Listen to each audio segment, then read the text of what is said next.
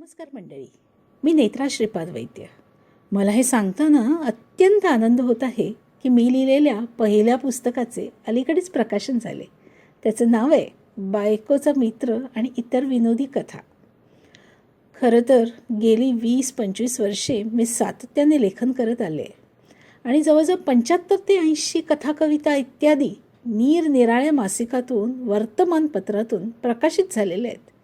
गेल्या वर्षी तर माझ्या एका कथेला प्रथम पारितोषिकही प्राप्त झाले होते. परंतु तरीसुद्धा मला माझ्या पुस्तकाकरिता प्रकाशक मिळणे अवघड ठरले. काय करणार, 25 वर्षे लेखन करून देखील माथी नवोदित हा शिक्का असायचाच. शेवटी आम्हीच आमच्या स्वतःच्या खर्चाने पुस्तक प्रकाशित करावयाचे ठरवले. माझे पुस्तक म्हणजे माझ्या आजवरच्या प्रकाशित झालेल्या विनोदी कथांचे संकलनच म्हणा ना. माझ्या काही कथांची रूपरेषा द्यायची झाली तर माझी पहिली कथा, बायकोचा मित्र. मी स्टेट बँकेत नोकरी करते. एकदा आम्ही सगळ्या मैत्रिणी बोलत असताना एक म्हणाली की तिच्या नवऱ्याची मैत्रीण घरी जेवायला येणार आहे. विषय बायकोच्या मित्रावर येऊन ठेपला. आमच्यातली एक म्हणाली, नवऱ्याची मैत्रीण बायकोला चालते, परंतु बायकोचा मित्र नवऱ्याला चालेल का? चर्चा रंगात आली, सहज मनात आलं आणि कथा आकारा आली.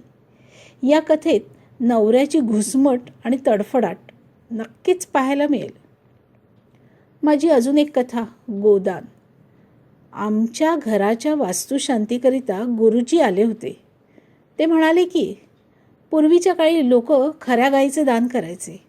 आता गाय दान करणं तुम्हाला शक्य नाही आणि तुम्ही दान जरी केली तरी मला ती सांभाळणं शक्य नाही. तिथेच गोदान या कथेचा जन्म झाला. काय सांगू, चाळीत राहणाऱ्या नोकरदार गुरुजींना दान म्हणून गाय मिळाली. ही गाय चाळीच्या चौकातल्या खांबाला त्यांनी बांधली खरी, पण तो खांब म्हणजे चाळ जमीनदोस्त होऊ नये म्हणून लावलेला टेकू होता की हो. त्यापैकी हवालदिल झालेले गुरुजी आणि चाळकरी आपल्याला गोदानमध्ये भेटतात. आता की नाही, पुढच्या गोष्टीकडे वळूया. एका लग्न ठरवण्याच्या निमित्ताने माझा विवाह संस्थेशी संबंध आला आणि आश्चर्य म्हणजे एकमेकांना साजेसे वधूवर शोधून देण्याऐवजी योग्य असो वा नसो, जोड्या जुळवण्यावर त्यांचा भर होता. एखाद्या साबण विक्रेत्याकडे कपडे धुण्याचा साबण विकत घ्यायला जर का एखादे गिराईक गेले आणि त्या विक्रेत्याकडे धुण्याचे साबण नसले तर तो आपल्याकडे असलेला अंगाचा साबण जसा खपवून टाकतो, तशीच काहीशी परिस्थिती त्या विवाह मंडळात आढळली. अशीच काहीशी परिस्थिती लग्नघोटाळा.com मध्ये पाहायला मिळते.